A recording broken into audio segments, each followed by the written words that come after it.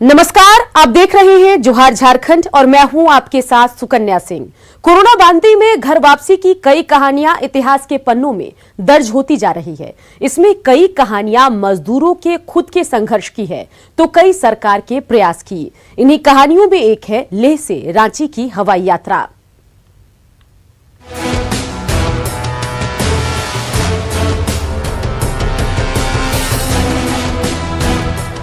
घर वापसी के इस दौर में हमने प्रवासी मजदूरों की बेबसी की कई तस्वीरें देखी हैं। उनमें पैदल यात्रा की मजबूरी और संघर्ष भी है तो बस और ट्रेनों में संतुष्टि वाला सफर भी। लेकिन घर वापसी के इस अध्याय में हवाई यात्रा का भी पन्ना आखिरकार जुड़ ही गया। लद्दाख के लेह से 60 मजदूरों को हवाई जहाज से झारखंड लाने का अभियान अब पूरा हो गया है। लद्दाख से भी अपने प्रवासियों को हवाई जहाज के माध्यम से ला रहे हैं और ये हमारे लिए खुशी की बात है। अभी कुछ दिनों के बाद अंडमान निकोबार से भी हमारे प्रवासी मजदूर आएंगे। दरअसल लद्दाख के बटालिक में झारखंड के कई मजदूर सड़क निर्माण कार्य में लगे थे, लेकिन अचानक कोरोना बंदी की वजह से वहीं फंस गए। ऐसे में मजदूरों को फ्लाइट से लाना एक बड़ी चुनौती थी। लद्दाख मिशन की सफलता के बाद मुख्यमंत्री हेमंत सोरेन अब अंडमान अभियान को लेकर भरोसा दे रहे हैं। लगातार आपने देखा है कि देश में सबसे पहले अगर प्रवासी मजदूर आए होंगे तो वो भी हमारे ही राज्य में आए थे और ट्रेन भी हमारे ही राज्य में सबसे पहले पहुंची। सीएम ने बताया कि अब तक करीब 4.5 लाख प्रवासी मजदूर अपने घर लौट चुके हैं और जब तक मजदूरों के आने का सिलसिला जारी रहेगा, सरकार उन्हें सुविधा मुहैया कराती रहेगी। हेमंत सरकार का लद्दाख मिशन सफर करने वाले मजदूरों को हमेशा गुदगुदाता रहेगा, क्योंकि इस यात्रा ने उन्हें आंसू के बदले हंसी और गम के बदले खुशियां दी हैं। न्यूज़ 18 के लिए रांची से ओम प्रकाश के साथ संजय कुमार सिन्हा की रिपोर्ट। मुख्यमंत्री हेमंत सोरेन ने 31 मई के बाद भी लॉकडाउन बढ़ाने के संकेत दिए। प्रवासी मजदूरों की घर वापसी के बाद राज्य में कोरोना संक्रमण के बढ़ने पर उन्होंने कहा है कि जरूरत पड़ी तो लॉकडाउन को आगे भी बढ़ाया जाएगा। जरूरत पड़ेगी तो लॉकडाउन बढ़ाने की भी जरूरत पड़ेगी तो कुछ दिन बढ़ाया जाएगा। इसके लिए कोई हम लोग हड़बड़ी में नहीं है। पहले राज्य के लोग बचें तभी चीजें आगे बढ़ेंगी। इसलिए हमारी पहले प्राथमिकता है यहाँ के लोगों को बीमारी से बचाना, भूख से बचाना, उसके बाद बाकी चीजें आती हैं और उसके लिए हम तैयार हैं। झारखंड में 193 ट्रेन से अब तक 2,57,000 श्रमिक झारखंड पहुंच चुके हैं, जबकि 5,000 बसों से 1,852 श्रमिकों को राज्य में लाया गया। आपदा सचिव के अनुसार 12 श्रमिक ट्रेनें शेड्यूल्ड है जो अगले 2 से 3 दिनों में झारखंड आएगी। राज्य में कोरोना बढ़ने की रफ्तार देश की रफ्तार से ज्यादा बताते हुए स्वास्थ्य विभाग ने कहा कि तेजी से कोरोना पीड़ितों की संख्या बढ़ रही है। स्वास्थ्य सचिव के अनुसार अगर राज्य में इसी रफ्तार से कोविड-19 के केस बढ़ते रहे तो अगले 2 सप्ताह में 1,650 कोरोना पॉजिटिव हो जाएंगे। झारखंड का सबसे बड़ा अस्पताल एक बार फिर विवादों में है। कोविड सेंटर में ड्यूटी पर तैनात एक जूनियर डॉक्टर से छेड़खानी और दुष्कर्म की कोशिश की घटना सामने आई है। रेप की कोशिश का आरोप रिम्स के ही एक सीनियर डॉक्टर पर लग रहा है।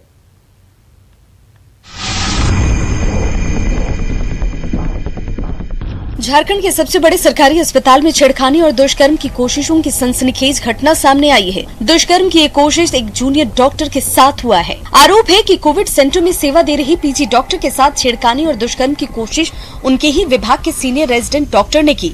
घटना 27 और 28 मई की रात की है, जिसकी शिकायत महिला डॉक्टर ने पहले निदेशक से की और फिर थाने में मामला दर्ज करवाया।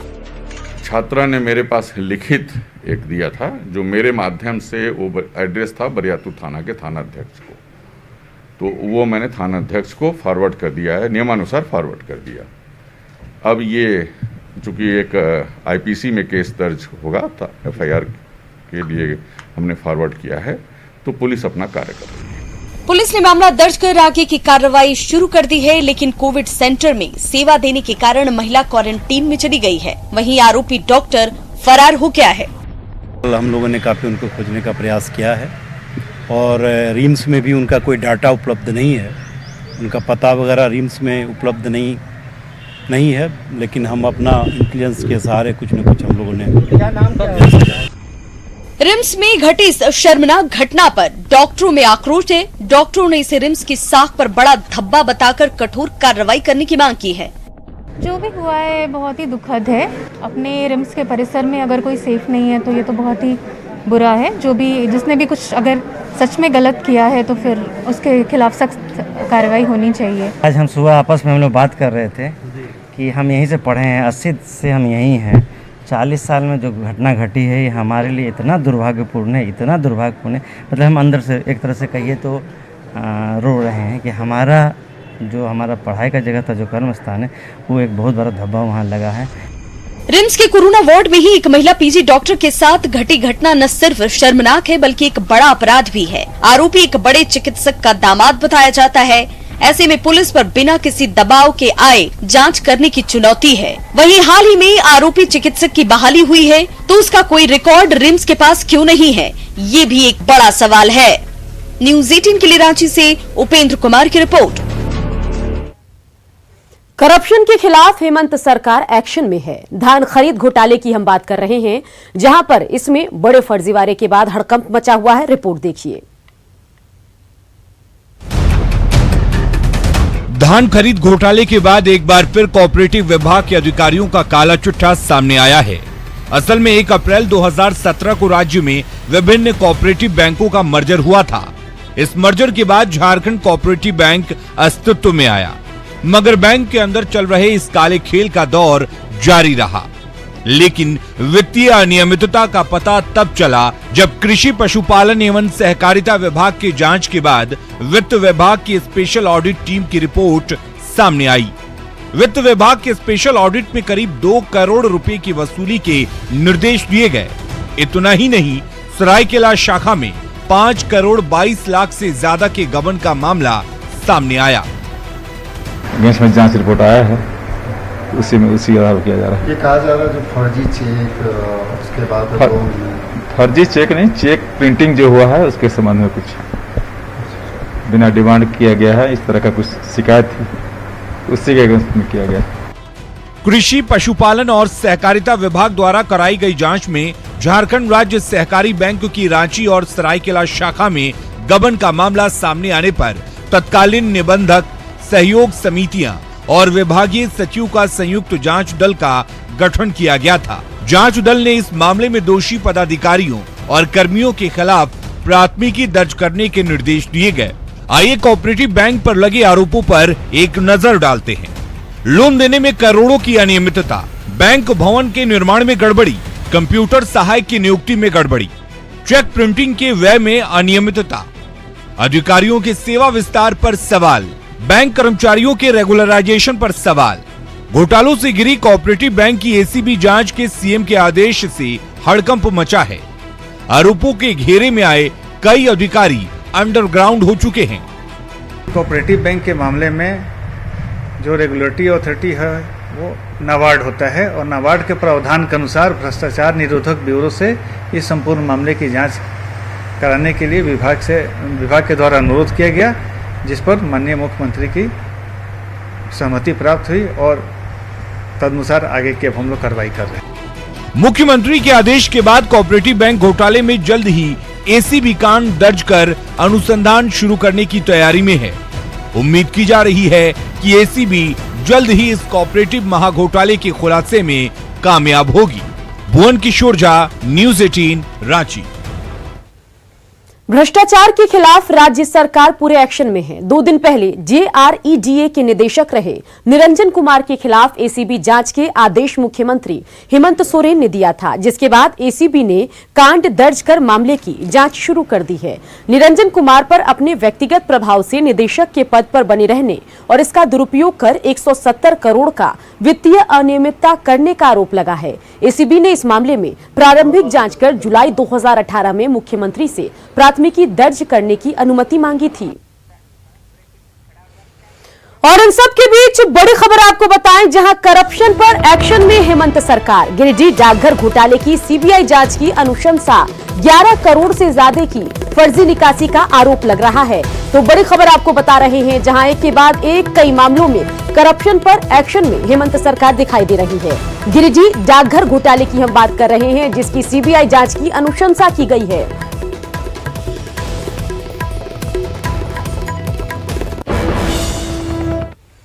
चतरा में सौभाग्य योजना अधिकारियों और बिचौलियों की कमाई का जरिया बनकर रह गया। मुफ्त बिजली देने के नाम पर गरीबों की हकमारी हो रही है।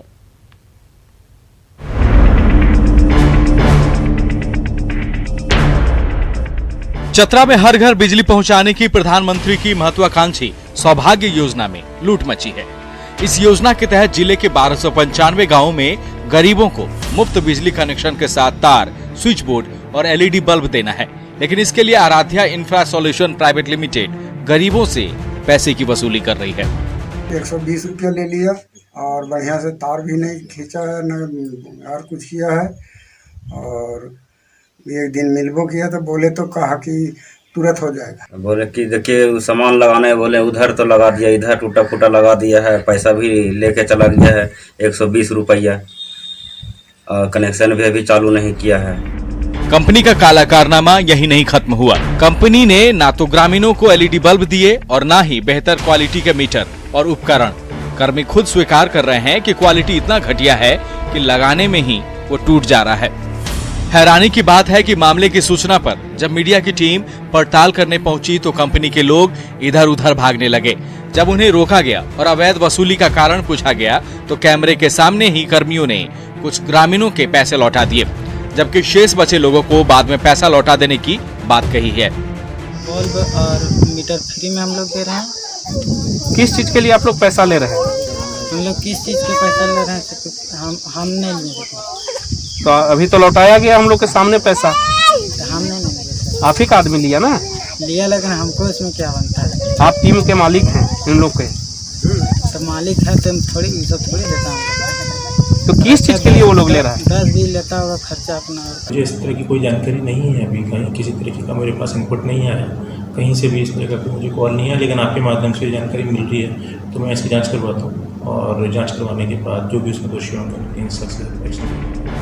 मामले में चतरा विद्युत आपूर्ति प्रमंडल प्रोजेक्ट के कार्यपालक अभियंता राजेश मिश्रा की भूमिका संदिग्ध है। कार्रवाई के बजाय वह एजेंसी के लोगों को ही बचाते नजर आते हैं। कंपनी और बिजली विभाग के अधिकारियों की मिली भगत से न सिर्फ प्रधानमंत्री के ग्रामीण विद्युतीकरण के सपने चकनाचूर हो रहे हैं, बल्कि भ्रष्टाचार के दलदल में भी अति महत्वाकांक्षी योजनाएं दम तोड़ती नजर आ रही है। न्यूज 18 के लिए चतरा से सूर्यकांत कमल की रिपोर्ट।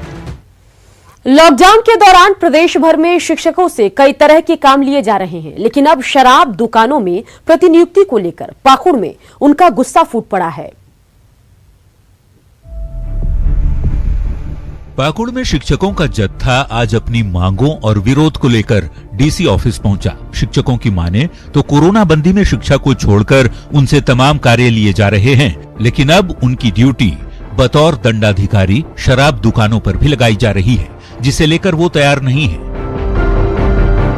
दारू दुकान में शिक्षकों को प्रतिनियुक्त किया जाएगा, यह जो सेवा लगाया जाएगा ये शिक्षकों के लिए बहुत ही अपमान शब्द का प्रयोग होगा, जो हम सभी इसका पुरजोर विरोध करेंगे कि दारू दुकान में जो है कई शिक्षक को ना लगाया जाए। सभी लोगों की सहमति है कि शराब के दुकान पर अगर शिक्षक को लगा दिया जाएगा तो ये समाज और ये राष्ट्र के लिए क्या संदेश जाएगा। शिक्षक शराब के दुकान पर लाइन लगवाएं, ये बात बड़ा ही ये हम लोग इस चीज को नहीं करना चाहते हैं। दरअसल कोरोना बंदी के दौरान शिक्षकों को राशन वितरण और क्वारंटीन सेंटर के साथ साथ प्रवासी मजदूरों को लाने के लिए भी बतौर दंडाधिकारी भेजा गया था, लेकिन इस दौरान उन्हें कोई सुरक्षा मुहैया नहीं कराई गई, जिसे लेकर अब वे नाराज हैं। काम करने के लिए जो व्यवस्था होना चाहिए जरूर हम लोग वो मांग कर रहे हैं, जैसे किट चाहिए, सैनिटाइजर चाहिए। टीचर लोग जा रहे हैं बस में लाने के लिए परियायी श्रमिक या स्टूडेंट को, लेकिन उसका कुछ सुरक्षा बल नहीं है, सुरक्षा किट नहीं है। अभी जिले में सभी जगह पर मजिस्ट्रेट्स के रूप में सभी पदाधिकारियों की प्रतिनियुक्ति की गई है। इसी क्रम में शिक्षकों के द्वारा भी एक प्रतिवेदन दिया गया है कि वो जो शराब दुकानों में उनका ड्यूटी है उसको हटाया जाए। उसके क्रम में अभी आवेदन दिया है, हम लोग इसको विचार करेंगे। शराब दुकानों पर ड्यूटी की तैनाती से शिक्षकों के स्वाभिमान को ठेस पहुंच रहा है और वे इसे किसी भी कीमत पर करने को तैयार नहीं हैं। उन्हें डीसी से भी इस मामले में भरोसा मिला है। शिक्षक अब अपने मूल कार्य यानी शैक्षणिक कार्य में खुद को लगाने की मांग कर रहे हैं। न्यूज़ 18 के लिए पाकुड़ से कुंदन कुमार की रिपोर्ट। कोरोना को लेकर हिंदपीढ़ी सहित अन्य जनहित याचिकाओं पर आज झारखंड हाईकोर्ट में सुनवाई हुई। सुनवाई के दौरान कोर्ट के समक्ष राज्य सरकार के द्वारा हिंदपीढ़ी की पूरी रिपोर्ट सौंपी गई। राज्य सरकार ने रिपोर्ट में कहा कि हिंदपीढ़ी कंटेनमेंट जोन में रहने वाले 45,500 लोगों में से 8,440 लोगों को कोरोना जांच कराया गया। इसके अलावा हिंदपीढ़ी में डोर टू डोर सर्वे भी चल रहा है। 28 दिन से कोई नए कोरोना केस हिंदपीढ़ी में नहीं हुए। इस कारण से हिंदपीढ़ी को कंटेनमेंट जोन से धीरे धीरे बाहर करने की प्रक्रिया चल रही है। मामले की अगली सुनवाई 5 जून को होगी। हिंदपीढ़ी के मामले में जानकारी दिया कोर्ट को कि जितने भी हिंदपीढ़ी का जो कंटेनमेंट जोन है उसमें करीब 40 से 45 हजार लोग रहते हैं। हमने उसमें 8,440 लोगों का। चलिए सीधा लेकर चलते हैं आपको रांची एयरपोर्ट, जहां लेह से मजदूरों की वापसी हो रही है और तस्वीरें हम उसी की आपको दिखा रहे हैं। तो बता दें कि फ्लाइट के जरिए यहां पर मजदूरों की वापसी हुई है। मुख्यमंत्री हेमंत सोरेन भी अभी आपको तस्वीरों में नजर आएंगे, क्योंकि सीएम भी यहां पर पहुंचे हुए हैं और मजदूरों की वापसी में सीएम का भी अहम योगदान है। बता दें कि झारखंड पहला राज्य है जहां फ्लाइट के जरिए मजदूरों की घर वापसी कराई जा रही है कोरोना बंदी के दरमियान। और इससे पहले छात्रों को भी सबसे पहले ट्रेन के जरिए लाने वाला राज्य झारखंड ही बना था। तो तस्वीर आपको दिखा रहे हैं जहां लेह से श्रमिक अपने गृह राज्य झारखंड पहुंचे हैं, फ्लाइट के जरिए झारखंड पहुंचे हैं। एयरपोर्ट की, जी हां, रांची एयरपोर्ट की ये तस्वीरें हैं और इस दरमियान देखिए कि मुख्यमंत्री भी यहां पर मौजूद हैं। तो तस्वीरें लाइव आपको दिखा रहे हैं। रांची का बिरसा मुंडा एयरपोर्ट है ये, जहां पर लेह से मजदूरों की घर वापसी फ्लाइट के जरिए हो रही है। और ये जो तस्वीर आप देख रहे हैं ये सिर्फ आप एक्सक्लूसिव न्यूज़ 18 बिहार झारखंड पर देख रहे हैं। और तस्वीरों में आपको नजर आ रहे हैं मास्क पहने हुए झारखंड के युवा मुख्यमंत्री हेमंत सोरेन। तो इससे पहले उनका बयान भी हमने आपको दिखाया था, जिसमें उन्होंने कहा था कि राज्यवासियों की जान बचाना सबसे ज्यादा उनके लिए अहम है। कोरोना, जी हां, कोरोना बंदी, लॉकडाउन बढ़ाने पर भी मुख्यमंत्री ने हिंट दिया है। लेकिन ये ताजा तस्वीर जो है वो रांची के बिरसा मुंडा एयरपोर्ट की है और एयरपोर्ट पर पहुंचे हैं मुख्यमंत्री हेमंत सोरेन। यहाँ पर लेह से श्रमिकों की घर वापसी हो रही है, अपने राज्य पहुंच रहे हैं और फिर यहाँ से उनको आगे गृह जिला भेजने की तैयारी होगी। तो तस्वीर देखिए, यहाँ पर तस्वीरों में नजर आ रहे हैं झारखंड के नवनिर्वाचित युवा मुख्यमंत्री हेमंत सोरेन और पहुंचे हैं यहाँ पर क्योंकि यहाँ पर श्रमिकों की वापसी फ्लाइट के जरिए हो रही है। लेह से 60 मजदूरों की घर वापसी का यहाँ इंतजाम किया गया है और एक्सक्लूसिव तस्वीरें उसी की हम आपको दिखा रहे हैं। तो चलिए बढ़ेंगे आगे और बात करेंगे कोरोना वायरस की, जो पूर्वी सिंहभूम में तेजी से अपने पैर पसार रहा है। जहां अब तक शहर में कुल 37 कोरोना पॉजिटिव मामले सामने आए हैं। वहीं राहत की बात यह है कि एक कोरोना मरीज आज ठीक होकर अपने घर रवाना हुआ। स्वास्थ्य मंत्री बन्ना गुप्ता खुद मरीज को गुलदस्ता देकर विदा कर रहे हैं। स्वास्थ्य मंत्री ने कहा कि अब लोगों को कोरोना से डरना नहीं है, इसे मिलकर हराना है। डॉक्टर साहब थोड़ा पीछे साथ में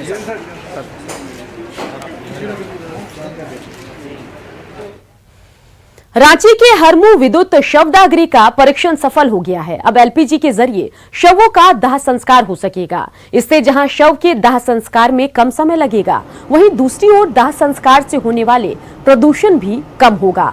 5 साल से ज्यादा समय से विद्युत शवदाह अधर में लटका हुआ था, लेकिन अब इसका परीक्षण सफल होने के बाद इसमें शव का दाह संस्कार हो सकेगा। इससे पहले इन्होंने कुछ घास फूस डाल करके भी एक्सपेरिमेंट किए थे, लकड़ी का टुकड़ा डाल के, और आज डेड बॉडी डाल करके एक्सपेरिमेंट कर रहे हैं और आज ये संभवतः सक्सेस हो रहे हैं। और इसके लिए मैं मारवाड़ी सहायक समिति को बहुत साधुवाद करती हूँ कि आपका भी अथक प्रयास रहा और निगम का भी अथक प्रयास से आज सक्सेसफुल हुआ। जिस तरह से लकड़ियों की कमी हो गई थी, जिस तरह से शहरी क्षेत्र एकदम बीचों बीच ये सौदागिरी अवस्थित हमारे मुक्तिधाम है और वहाँ आबादी इतनी बढ़ गई थी कि पॉल्यूशन से लोगों का जीना मुहाल हो गया था, वैसे समय विद्युत सौदागिरी जो 10 सालों से 12 सालों से पेंडिंग पड़ा हुआ था, आज मारवाड़ी सहायक समिति के सहयोग से संचालित होना शुरू हो रहा है। मैं समझता हूं कि ये बहुत बड़ा मील का पत्थर रांची शहर के लिए है। एक बॉडी जलने में करीब करीब 16 से 17 केजी LPG गैस लगेगी और एक बॉडी जलने में समय 20 से लगातार चलता रहेगा खबरों का सफर। देखते रहिए न्यूज़ 18 बिहार झारखंड।